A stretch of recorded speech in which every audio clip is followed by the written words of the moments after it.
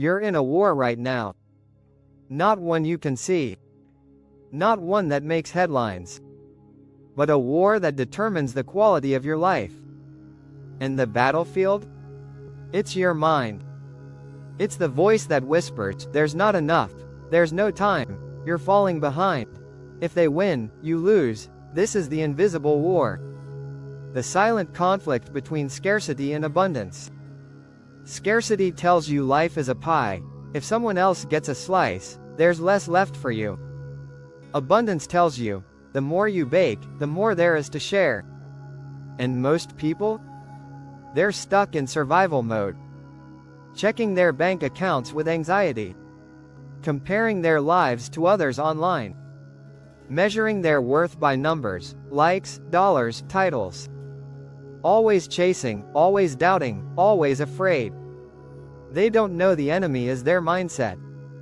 That the lens they see the world through is the very thing limiting them. Because scarcity doesn't just affect your wallet. It controls how you love, how you dream, how you lead, and how you show up in the world. It makes you hoard energy, opportunities, and trust. It convinces you to play small, just to stay safe. But here's the truth, nothing outside of you has to change. Not the market. Not your past. Not your circumstances. Only the lens. In this video, we're going to rip that lens off. You'll discover what a scarcity mindset really is, and how it quietly sabotages your life, the science and psychology behind it, and the simple shift that can unlock clarity, confidence, and calm. We'll talk about the abundance mindset. Not as a cliche, but as a radical, practical philosophy that changes everything. And by the end, you won't just understand the difference. You'll feel it. So if you've ever felt stuck, afraid, constantly comparing, or exhausted from trying to keep up, stay with me. Because the real war isn't outside you. It's within you. And the only way to win is to wake up. Chapter 1. What is scarcity thinking? Scarcity thinking isn't just about money. It's a mindset built on fear, fear that there's never enough. Never enough time. Never enough love. Never enough safety, energy, attention, success. And the most dangerous one of all, I'm not enough. At its core, a scarcity mindset is a belief system. It's the lens through which you see the world, shaped by past experiences, trauma, comparison, and cultural narratives. It convinces you that life is a zero-sum game. If someone else wins, you lose. This mindset shows up in sneaky ways. You hesitate to share ideas at work, afraid they'll be stolen. You stay in toxic relationships, believing you won't find better. You hoard money, even when you have enough, because, what if, you say yes to things you don't want to do, because you fear missing out. Scarcity creates anxiety over opportunities, success, and even rest. You feel like you always need to be doing more. Resting feels like laziness. Comparison becomes a habit. And instead of building, you compete. Where does this come from? It can be rooted in childhood experiences of lack or instability, cultural or religious messaging around guilt, shame, and worthiness, capitalist marketing that profits from making you feel less than, social media, which makes everyone else's life look abundant. Even if it's not. Scarcity becomes the mental software we run on, constantly refreshing with thoughts like, I'm behind. They're doing better. I need more to feel safe. The problem? This software was never designed to help you thrive. It was built to help you survive. And while that might have helped our ancestors outrun predators, today it makes us feel like we're in a crisis all the time, even when we're safe. Scarcity mindset is what keeps a millionaire terrified of going broke. It's what keeps an attractive person afraid of being alone. It's what makes a creative genius believe they're a fraud.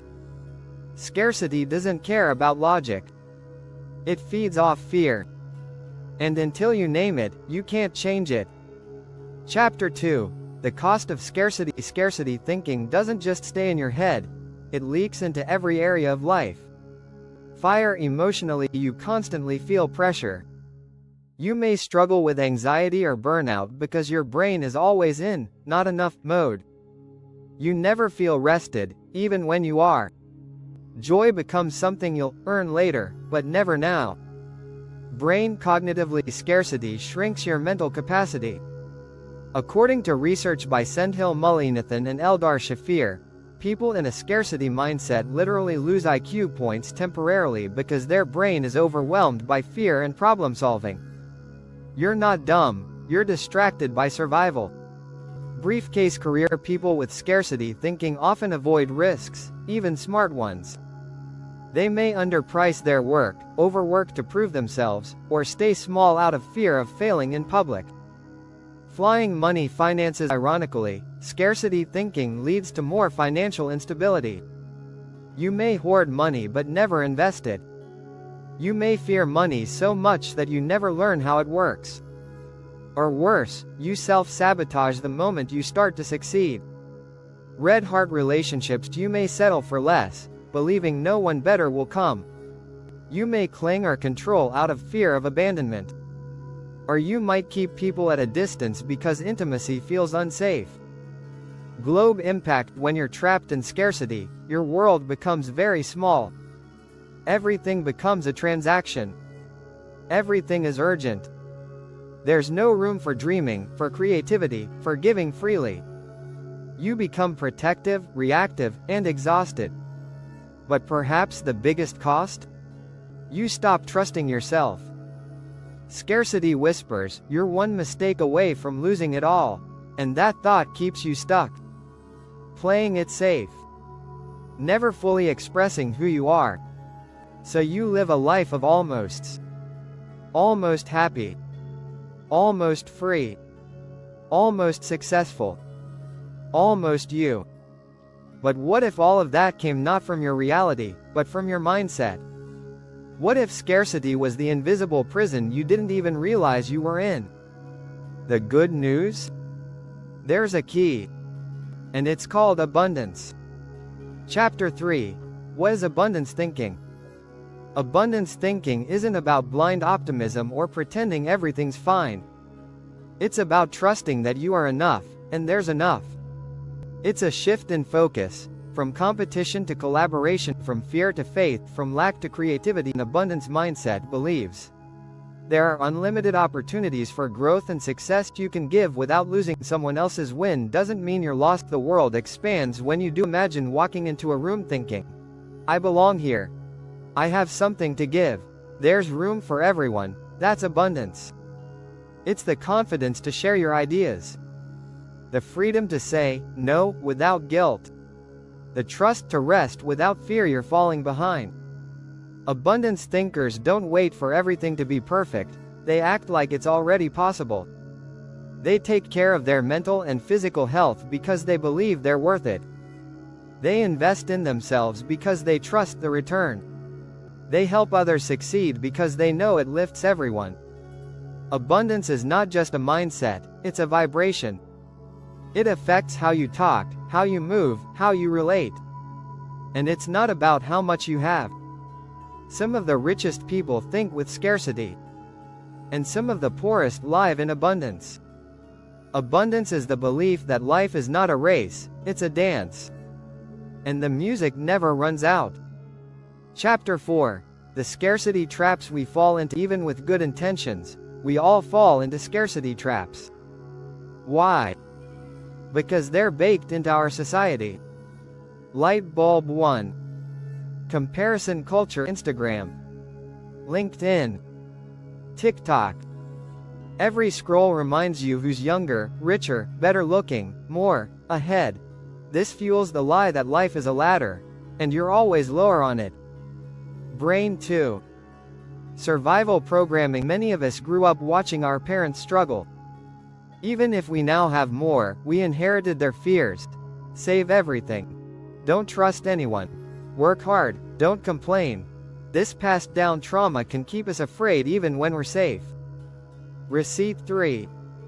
Capitalist conditioning. Advertising is built on scarcity. You're not enough until you buy this. You're missing out unless you get this now. We're trained to chase, never to rest. Pensive face 4. Perfectionism. Scarcity hides behind perfectionism. If I just get everything right, then I'll be safe. But perfection is a trap. It's just fear with lipstick on. Puzzle piece 5. Scarcity in relationships. You might stay in drama-filled friendships or codependent love because you think, what if I end up alone? This fear keeps you bonded not by love, but by panic. The truth is, many of us have never actually seen abundance modeled. We've seen people hustle. We've seen people burn out. We've seen people fake abundance with cars, clothes, or clout. But we rarely see someone who is actually calm, grounded, generous, and unbothered. Because real abundance isn't loud. It's not showy. It's quiet, steady, and secure. And the moment you notice the trap, you're already halfway out. Chapter 5. The Shift. How to move from scarcity to abundant. Shifting mindsets is not a single moment. It's a practice. A decision you make daily. Here's how to start the shift.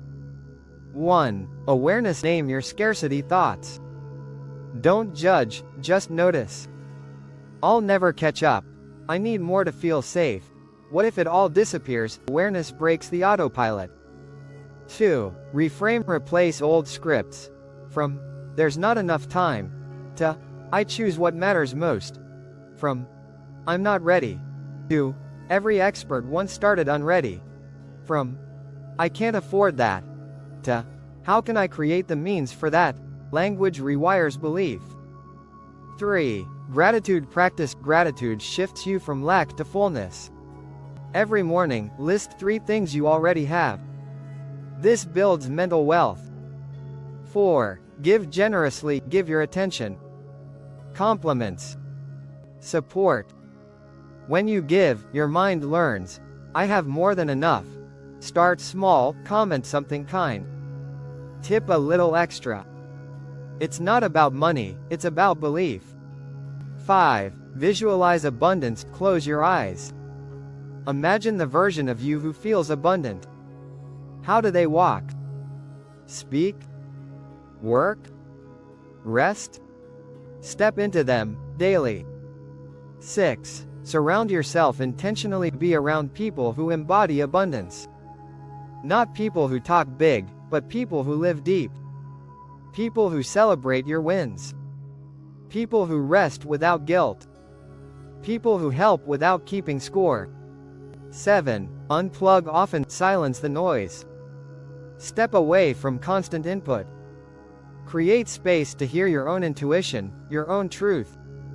Scarcity screams. Abundance whispers. To hear it, you need stillness. Rainbow Chapter 6. The power of living abundantly. Living with an abundance mindset won't make your life perfect, but it will make it peaceful. You'll start trusting your path, even when it's unclear, celebrating others without resenting yourself, taking risks without fear of failure, defining you, letting go without panic. You'll stop chasing and start creating. Imagine a life where you say no easily, without guilt. You collaborate freely, without comparison. You rest deeply, knowing you're not falling behind. This isn't a fantasy. It's a possibility. And it starts with your mindset. The most successful, peaceful, grounded people don't think with scarcity. They think with faith. They believe there's always more coming. Time, ideas, clients, love, creativity, connection. That belief becomes their energy, and that energy attracts more. Abundance becomes a self-fulfilling cycle. And once you feel it, you can never go back. Conclusion: the real war was never outside of you. It was the quiet, invisible battle between fear and trust. Between scarcity and abundance. You've been conditioned to chase, to prove, to compete. But now, you know there's another way. A calmer way. A freer way. A way where you are enough, even before you start. So ask yourself today, am I living from fear, or from trust? Because your answer to that question will shape the rest of your life. If this video gave you clarity, hope, or peace, don't keep it to yourself. Share it. Comment your biggest takeaway. And subscribe, because we're building a world that thinks differently. A world that doesn't just survive, but thrives. Welcome to the shift. Welcome to abundance.